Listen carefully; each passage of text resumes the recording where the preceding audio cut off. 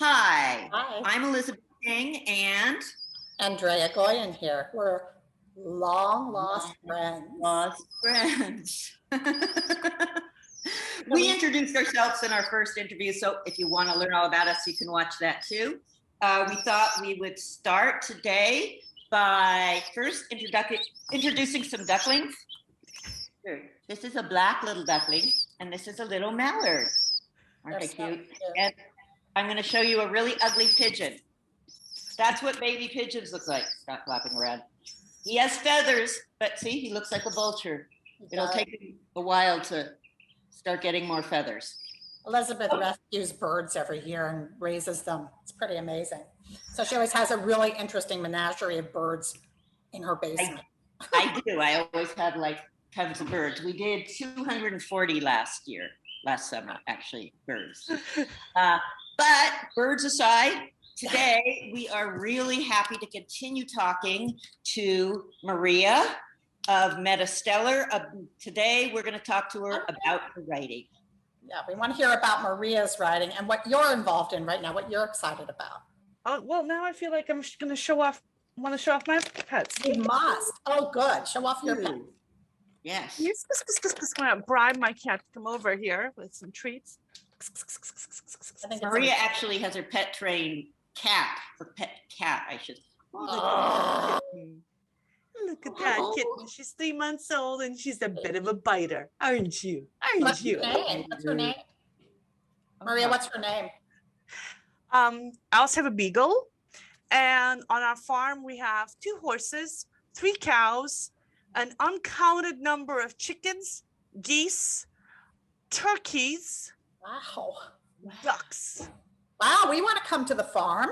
Yeah. Maybe I'll do a walk around like I showed to you guys one of these days. Okay, cool. What's your kitten's name? The kid's name is Lily, and the dog's name is Buddy. And where is the farm? What? Where is the farm? We're in Western Massachusetts, and it's a family farm. It's been in the family for generations, about 70 acres. And my son is the one who's the farmer, and he's restoring the land. It used to be a working dairy farm. He's restoring the land, clearing brush, chopping down trees. He's redone the roofs on the barns and the whole thing. That's beautiful. That's so cool. Exciting. Yeah, he's been working for local area farmers since he was a teenager, and he was in a 4-H and he's won a bunch of awards. So yeah, he's a real, like a serious pro at this. That's so cool. That's so exciting.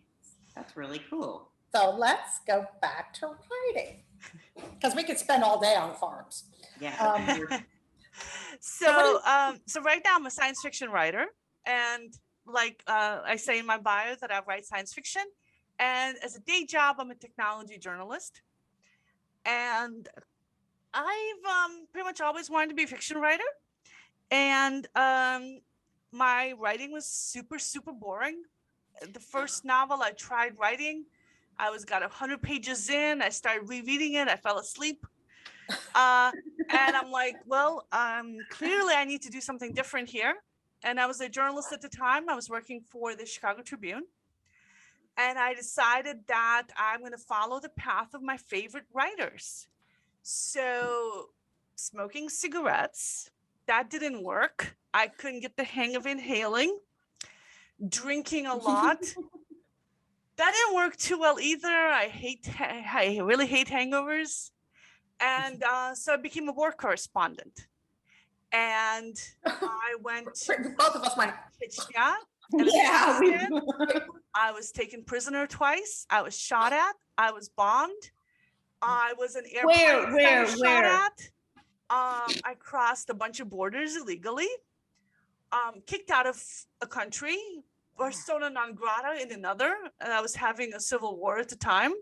Okay, we have to hear, I want to hear more, but we're going to have to do an entire episode about your experiences doing that, but continue. Yeah, this is so amazing. And then I got pregnant. I want to warn everybody watching this that don't trust Russian contraception. And also, you can be pregnant and have your first period. So it's little public service message. I didn't was know 3 months actually. along before I finally took a pregnancy test. I was in the former Yugoslavia, caught the first plane out, and I Wow. needed a new career. So I'm like, well, I still have to write and make a living. So I switched to business writing. And I've been covering business and technology ever since, including a 5-year stint in China running a news bureau. So I had about a dozen people working for me, and we were covering the Asia and China and all those countries and their economic transformation, payments, stock exchanges, technology, a little bit of manufacturing, supply chain, logistics. So that was fun. And then the Asian financial crisis hit, and I came back home, and it was time to come back anyway because the kids were getting ready to go to high school, and they'd been attending Chinese public school, but Chinese high school is a little weird, kind of preps you for the Chinese college entrance exams, and they were be going to college in the United States. And private school, high school in China is super expensive. And considering that the Asian financial crisis just hit and the publications I was writing for went bankrupt, so I came home and put him back in the public school here. We're in Massachusetts, best schools on the planet. And I went back to technology writing. And one of the technologies that I was covering was virtual reality. I was in Second Life at a conference that IBM was holding, and I was like, this is so cool. This is the future. This is like the Matrix is happening right in front of me. I want to be covering this. And there weren't any publications covering it extensively at the time. So I started one. So it's called Hypergood Business, and I cover enterprise uses of virtual reality, like how Ford uses it to build cars, that kind of thing. And open source virtual reality platforms, including OpenSim, which is the open source alternative to Second Life. And, I whipped up my own virtual worlds and learned how the technology works and reviewed a whole bunch of different headsets. In fact, I think we just posted a video to one of the latest headset reviews on this channel a few days ago. And that was a lot of fun. And I really learned about the economy of virtual worlds and how all this stuff worked. And it seemed like a wonderful setting for stories. And these stories started bubbling in my head. And so I published the first one as a novella, maybe 2-3 years ago on Amazon. And it became it hit the bestseller list in my category, which I was very happy with. Wow. And thanks to the fact that I have a virtual reality blog, with tens of thousands of readers a month. So yay. I get free ads because I own it. So, and you can post links to that too, right? I also made the category bestseller list, not the overall bestseller list, but the category list for the very tiny little category that it's in. But still, nice. Very exciting. Mm-hmm. And I'm finishing up the third one. I'm editing.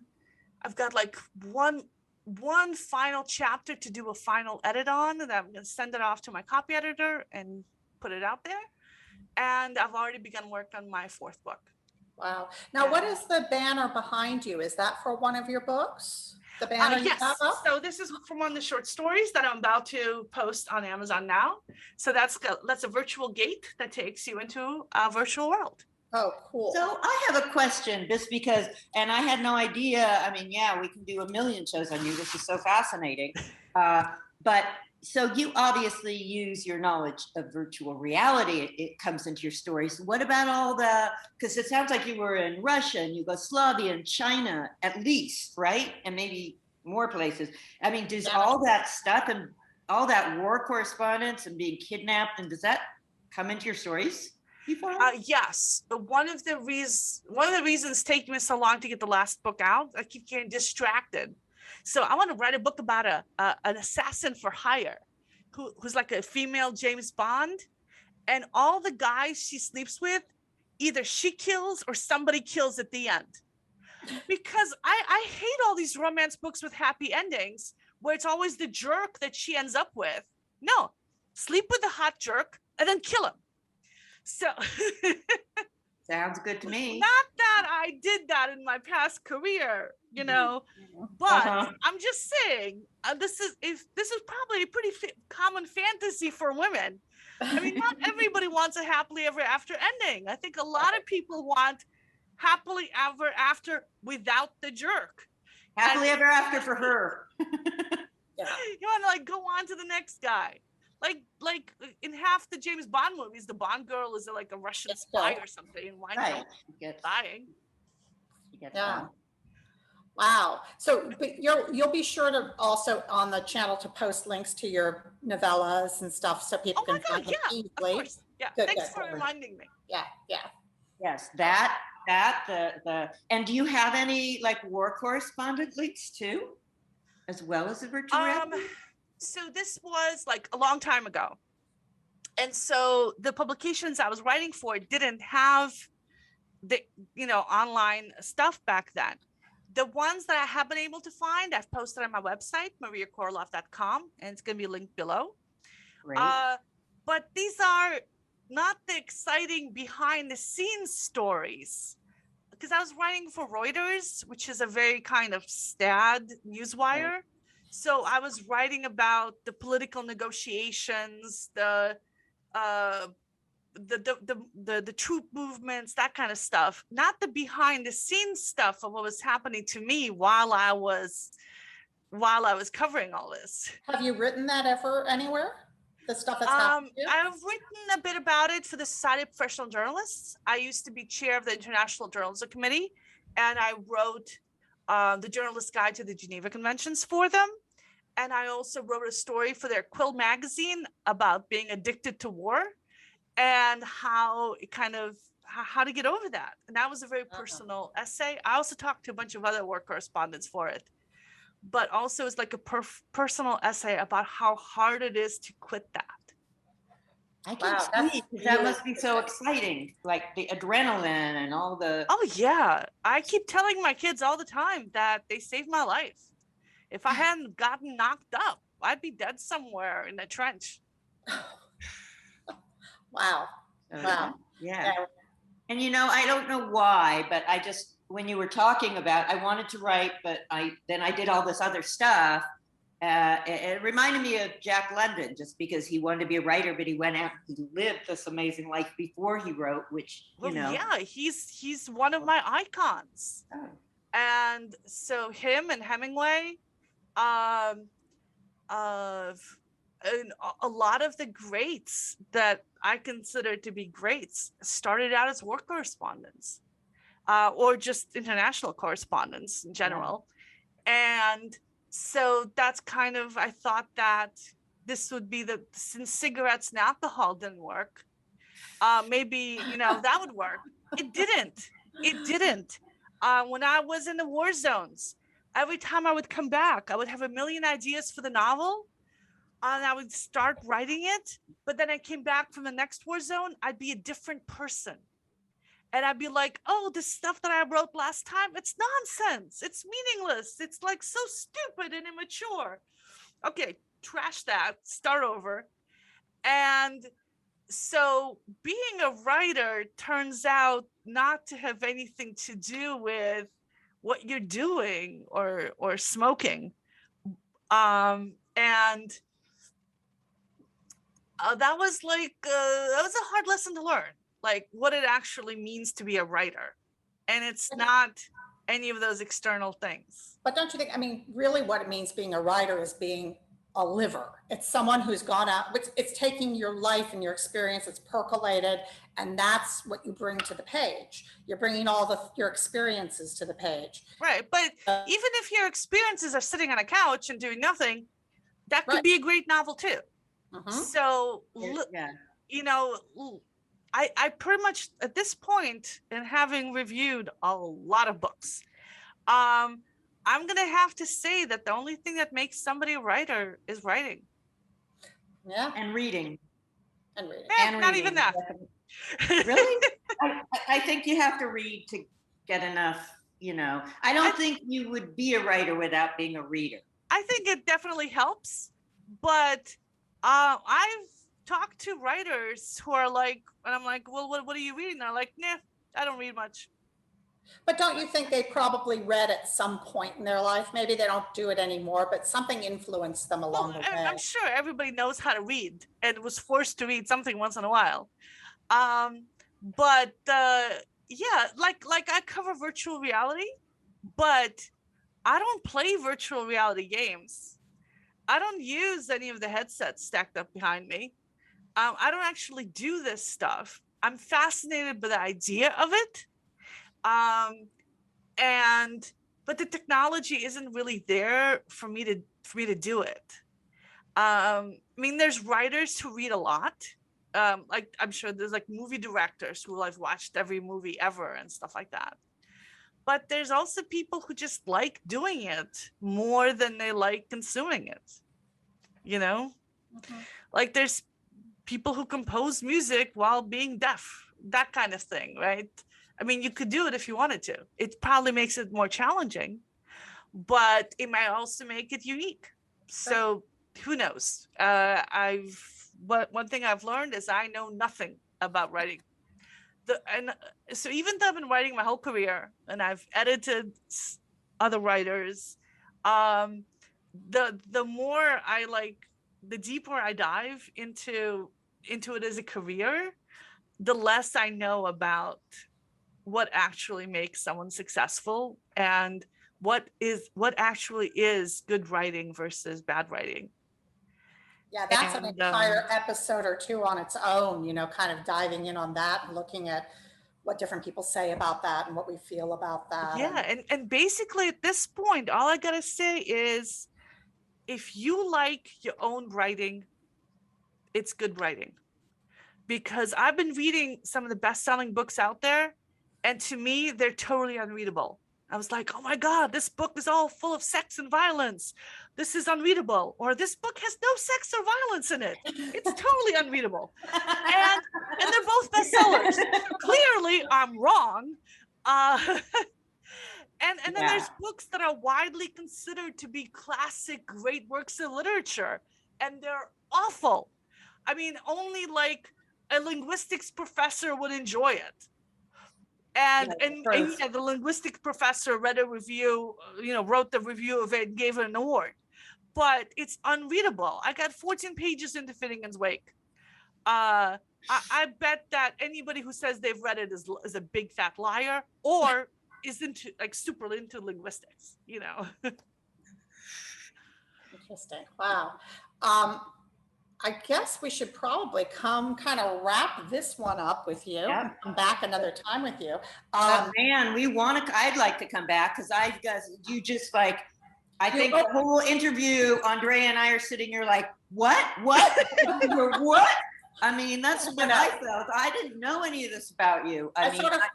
Did you almost fall over backwards? Well, I knew you were a real technology maven. I knew you'd written about that and technology, but I didn't know the farm and the whole war correspondent. Just like I was like, wow, my head exploded. Mine too.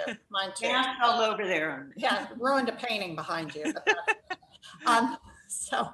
Yeah, I will have to do it again because wow. This is such a pleasure. I mean, I'm really fascinated. I can't wait to read some of your stuff because, I mean, all that experience, even if you're not exactly writing about it, it's in there and you know it. And I know my stuff is completely shaped by biology. Also, by the time I spent in Mexico, a lot of my stuff takes place there, but it's also that culture sort of permeates once you've experienced that.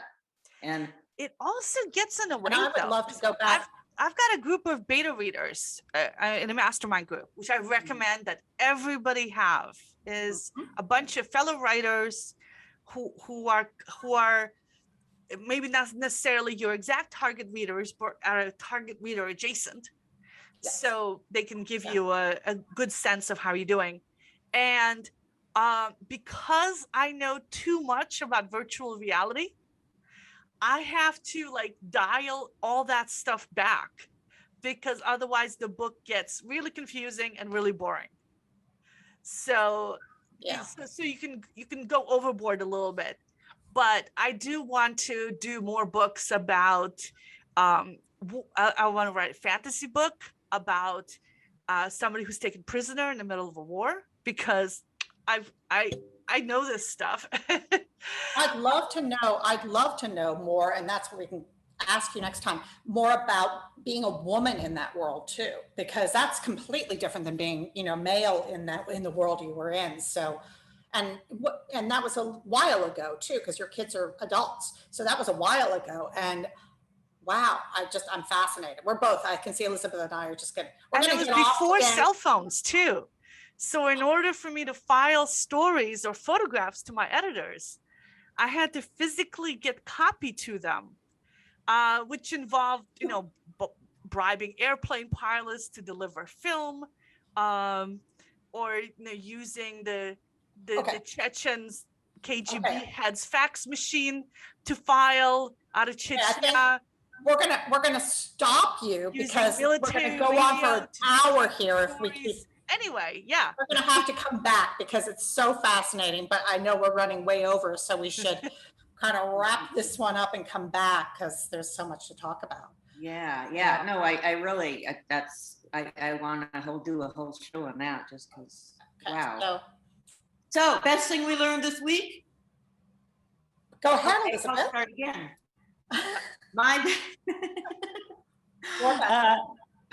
So my best thing, I would have to say, it's a simple one, but Maine has passed a law making all big technology companies recycle all that they produce and to be responsible for it, whereas others, now I don't know how that works with somebody like Amazon who comes in like that, but they really need to be, Amazon especially really needs to be like held responsible for that. So yay for me. Oh, yay. Mine is even smaller than yours. I bought a passion fruit plant and I learned I can keep it in a pot. That's my big news for the week. I do like passion fruit.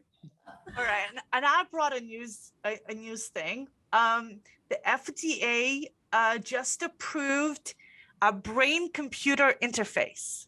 So think of the Matrix with a plug in the back of your head. The FDA just approved one for human trials. Wow. So this is sending signals directly into your brain. We've already have things that tap into your nerves for people like amputees to move their arms through direct nerve connections. And we already have replacement eyeballs with a video camera sending things directly to the optic nerve. We even have ones that are wireless where you don't need to have any electrodes going in there. So I'm really looking forward to my Matrix alien overlord future, or Elon Musk overlord future, as the case may be.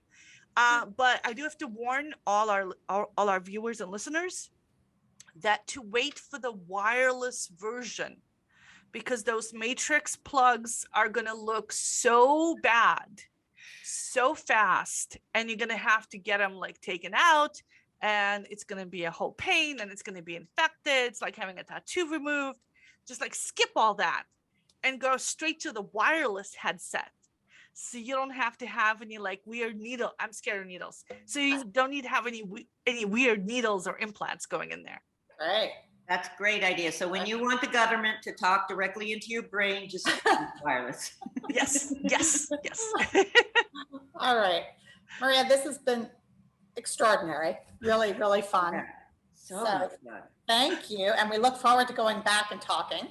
Elizabeth. Yes. We got 12 more episodes. My gosh. Yeah. Thank you so much. Thank you. Well, thank you for having me. Everybody else I know has heard all my war stories already, and they're really bored with them. Mom. So any opportunity to brag, I'm all for it. I mean, living in the past, And the future, it sounds like. The past and the future. Yeah. It's actually, I kind of try to reinvent myself every 5-10 years or so. So 10 years ago, it was like all this virtual reality stuff. And now it's as a science fiction writer. And I think it kind of helps keep you like young and fresh and stuff. I agree. Me too. So we'll see you next time. Next time. Next time. Long Lost Friends. Yes. Same bat time, same bat station. There you go. Bye, everyone. Bye-bye.